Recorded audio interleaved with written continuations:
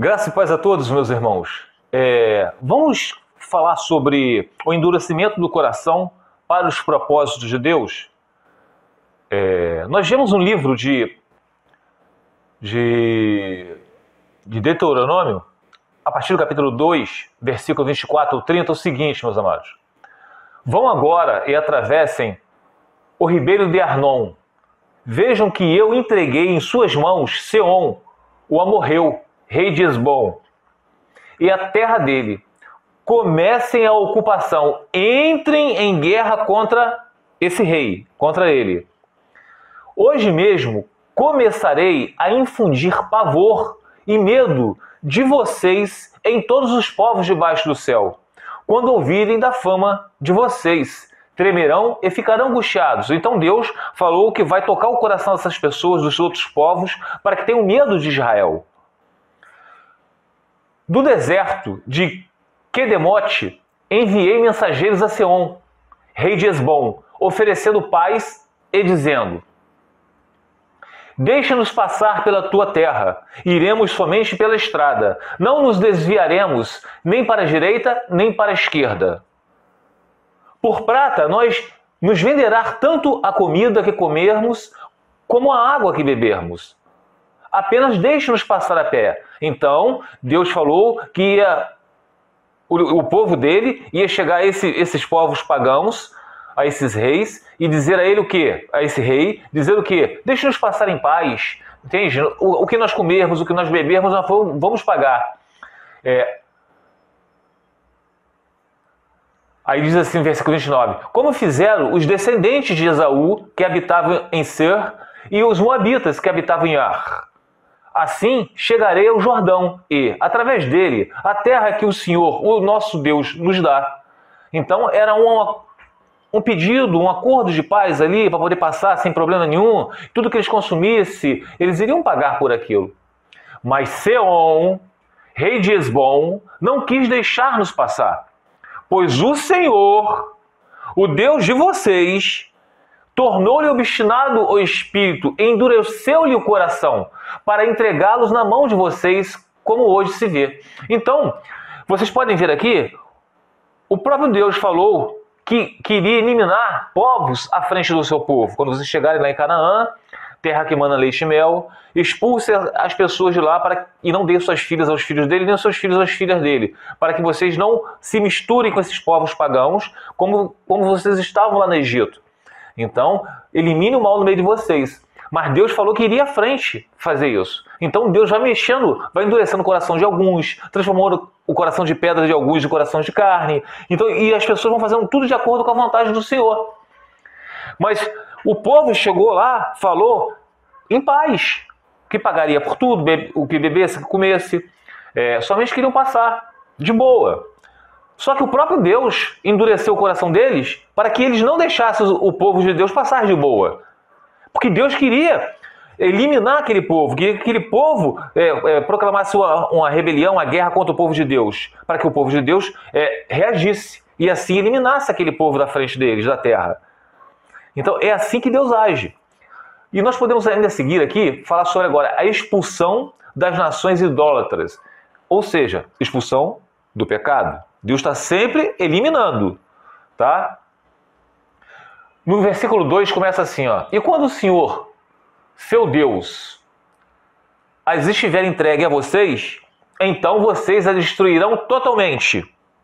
Não façam com elas tratado algum e não tenham piedade delas. Não se casem com as pessoas de lá. Não deem suas filhas aos filhos delas, nem tomem as filhas delas para os seus filhos. Pois elas desviariam seus filhos a seguir-me para servir a outros deuses. E por causa disso, a ira do Senhor se acenderia contra vocês e rapidamente os destruiria. Assim vocês tratarão essas nações. Olha como é que Deus queria que o povo de Deus tratasse as nações. Derrube seus altares, quebre as suas colunas sagradas, corte os seus postes sagrados e queime os seus ídolos. Pois vocês são um povo santo para o Senhor, o seu Deus.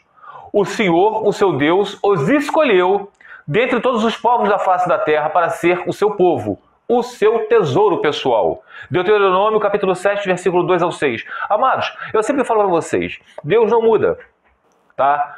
Tudo se resume a Cristo, desde o Antigo Testamento. A rocha da Cristo, e tudo aquilo se resume a Cristo. Tá? Os sacrifícios dos animais eram uma forma de mostrar o único sacrifício que seria Jesus, o Cordeiro, sem defeito, sem pecado. Por isso que os cordeiros, na antiga aliança, quando eram sacrificados, tinha o melhor cordeiro, sem defeito algum. Por isso que para entrar no tabernáculo ou no templo de Salomão, tinha que ser pessoas da parte de Deus sem defeito físico algum. Então, tinha que ser perfeito, como Jesus é perfeito. Então, Deus não muda. O sábado na antiga aliança era realmente o descanso do Senhor. Vocês tinham que dar o descanso nesse dia. E não fazer nada. Era uma ordem o dia de sábado. Hoje o descanso não é mais o sábado. Hoje o descanso o que é? É Jesus Cristo. Ele se fez o sábado. Tá? Na antiga aliança existia dízimo, era obrigado a dar dízimo. Senão vocês iam sofrer perdas na lavoura, Deus não ia entregar chuvas, vocês não iam prosperar. Entende? Porque os sacerdotes e os levitas, eles cuidavam do tabernáculo ou no templo de Salomão. Porque existia isso lá. Hoje em dia não existe mais templo de Salomão, que é o templo do Senhor. Não existe mais tabernáculo. O tabernáculo somos nós. Nós somos o templo, o Santo dos Santos está em nós, que é o Espírito Santo. Então, meus amados, vocês podem ver aqui, Deus sempre fez separação do pecado, do santo com o profano. Chegando lá em Canaã, Deus iria eliminar aquelas nações lá, iria à frente. Mas Deus usa quem? Usa os seus, vão à guerra. Mas Deus inclinava o coração dos povos pagãos para poder ir à peleja contra o povo de Deus, para que houvesse guerra. Imagina, o povo chegava lá, posso passar? Fique à vontade. E os propósitos de Deus? Onde ficariam? Lá no faraó, o rei de Egito. Deus endureceu o coração dele. Por quê? Justamente para que aquelas 10 pragas fossem manifestas. E mostrar ao povo de Deus e aos povos pagãos o poder do nosso Senhor. Vocês estão entendendo? Então, quando chegar lá, eles tinham que queimar os altares idólatras. E assim que eles tinham que agir. Em obediência, derrube os altares, quebre suas colunas sagradas, corte os seus postes sagrados, queime os seus ídolos, pois vocês são povos santos. Hoje nós vemos o que nessas igrejas, meus amados? Você quer dizer que tem que quebrar? Não tem que quebrar nada, a vingança pertence ao Senhor. Mas a separação que Deus quer hoje da gente é o quê? Tem pessoas que estão dizendo que são cristãs, mas praticam as mesmas obras dos pagãos. Vamos supor, tem uma igreja que vocês estão congregando, e essa igreja diz que vocês podem se divorciar e casar com outro. Vocês veem que estão olhando na escritura que diz que não, que só podemos nos casar depois com a outra pessoa se o primeiro cônjuge vier a falecer, mesmo que tenha tido divórcio. O divórcio não rompe essa aliança é espiritual. É espiritual. Não adianta ficar de mimimi, de carinha emburrada, bater pezinho no chão. Não adianta, meus amados. É obediência. Agora vamos aqui falar sobre obediência. É o único versículo que está em Deuteronômio, capítulo 7, versículo 16. Prestem atenção. Vocês destruirão todos os povos que o Senhor, o seu Deus, lhes entregar. Não olhem com piedade para eles, nem sirvam os seus deuses, pois isso lhes seria uma armadilha. Repetindo para que não seja necessário desenhar. Vocês destruirão todos os povos que o Senhor, o seu Deus, lhes entregar. Não olhem com piedade para eles, nem sirvam os seus deuses, pois isso lhes seria uma armadilha. O que nós vemos hoje em dia?